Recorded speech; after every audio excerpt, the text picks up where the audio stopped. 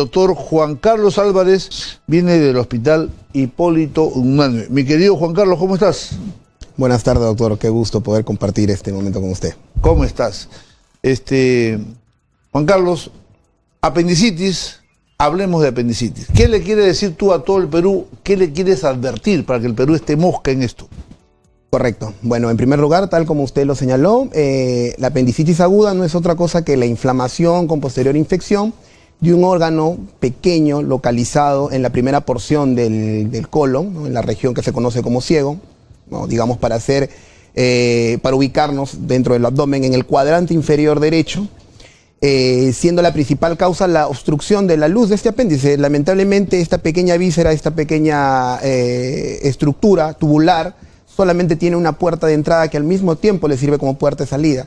Cualquier elemento que vaya a obstruir esta luz apendicular va a desarrollar consecuentemente el estado inflamatorio y posterior infección de este órgano.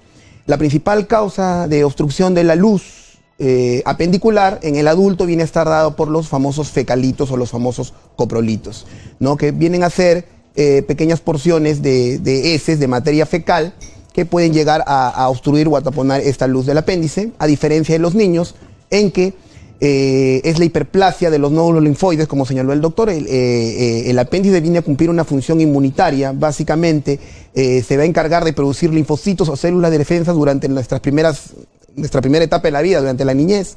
Y esto puede conllevar que una infección en alguna otra zona de nuestro cuerpo haga que estos nódulos se inflamen, obstruyan la luz del apéndice y desarrollen el cuadro clínico.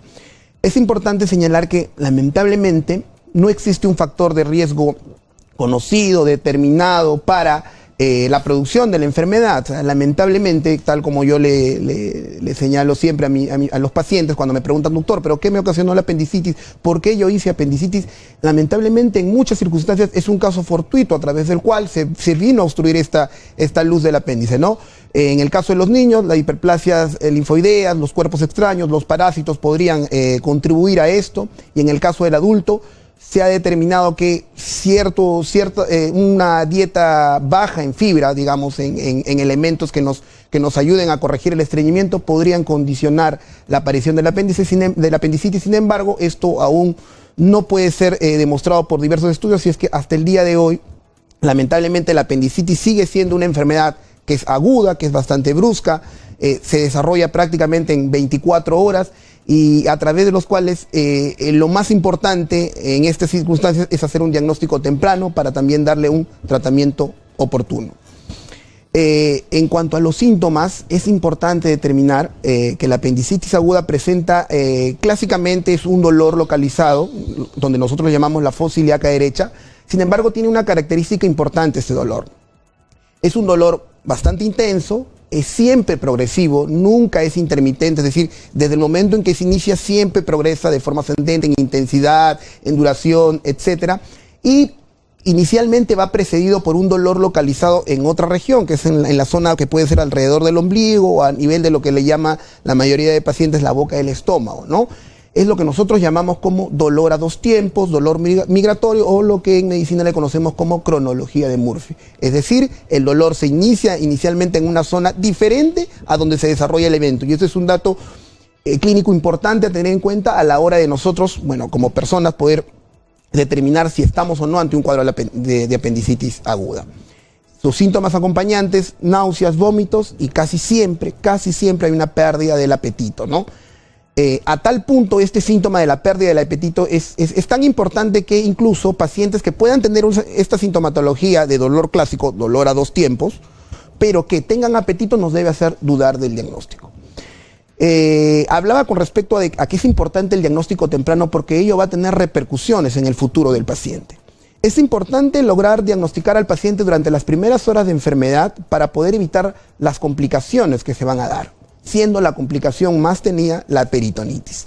Este apéndice se inflama de tal forma, esta estructura tubular se inflama de tal forma, comienza a acumular moco dentro de la cavidad, comienza a acumular heces, comienza a acumular bacterias, pero llega un momento que esta resistencia se va a perder y finalmente este apéndice va a terminar perforándose. Y esto va a conllevar a que todo el contenido, toda la infección, toda la contaminación y toda la pus se distribuya a través de toda la cavidad abdominal. Eso conlleva a una peritonitis, que obviamente el pronóstico, las posibilidades de recuperación van a cambiar en estas circunstancias, ¿no? Se dice que los pacientes con apendicitis aguda se perforan dentro de las primeras 24 horas solo en un 30%. Mientras que pasadas las 48 horas, casi el 90% de los pacientes que han iniciado con un cuadro apendicular ya van a llegar a ser peritonitis. Es muy importante el diagnóstico oportuno para ofrecerles el tratamiento. El tratamiento siempre es quirúrgico. No hay eso de esas circunstancias en el cual van a tomar alguna pastilla, algún medicamento, algún analgésico para tratar de contrarrestar el dolor. Lo único que estamos haciendo en esas circunstancias es enmascarar el dolor, más no prevenir o evitar la enfermedad, ¿no es cierto? Y eso es algo en que también quisiera ahondar. Es importante no automedicarse, ¿no? La mayor parte o el mayor porcentaje de pacientes que vienen con peritonitis a nuestros en este caso mi hospital y seguramente la mayoría de los hospitales del Ministerio de Salud, se deben a que ha habido una automedicación. Han calmado el dolor. Bueno, el dolor seguramente ha sido tan intenso que han preferido ir o acudir a una farmacia, calmar el dolor, y cuando ya esto se ha hecho incontrolable, cuando ya se acompañan de síntomas mucho más severos como fiebre, malestar general, vómitos, entonces recién acuden al especialista cuando ya estamos en una fase de peritonitis aguda. Ok, de todo lo que ha dicho Juan Carlos, ¿no? Como en este programa es así, una especie de medio universidad del pueblo, entonces para que todos aprendan, ¿ok? Es cierto, es raro de que, por ejemplo, un paciente que tiene gastritis, ese sí quiere comer, porque la naturaleza es tan sabia que le dice, oye, aquí el ácido me está comiendo, manda comida para mezclar el ácido. Entonces, el paciente, por ejemplo, con gastritis sí come, ¿no? El paciente que a veces está con una enfermedad intestinal distinta, ¿no? También come. Pero el paciente que tiene apendicitis, yo diría, Juan Carlos dijo un 90%, yo diría un 95%. Tú le quieres dar, cómete este pollo con papas, dice, no. Cómete a ver tu ají de gallina que tanto te gusta, papito, no. Cómete este anticuchito. El paciente no tiene hambre aunque le pongas el manjar más rico, no tiene hambre. La pérdida del apetito es un dato, ¿no?, muy importante que todo padre de familia, es más, toda persona en su cultura médica debe saber. Paciente que no quiere comer, ¿no?, y que le duele la panza, ese sospecha de que es una apendicitis.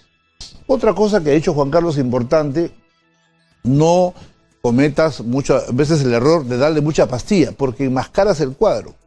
Y lo puedes enmascarar y puede reducir tu etapa de respuesta. Así que ten cuidado en eso.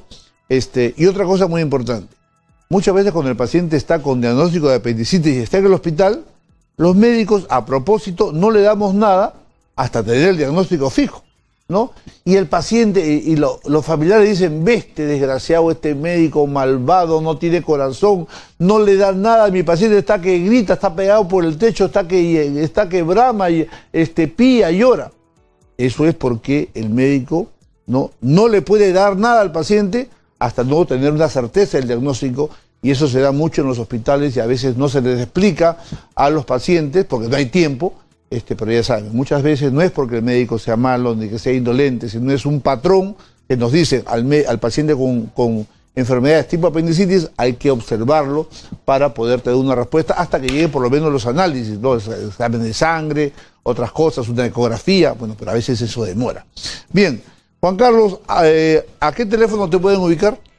Bueno, yo soy cirujano del Hospital Nacional Hipólito Unanue, realizo las emergencias en mi hospital, me pueden ubicar ahí, también me pueden ubicar a través de las redes sociales como en el grupo de cirujanos laparoscópicos de abdomen.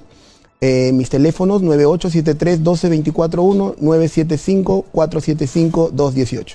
Bien, gracias Juan Carlos.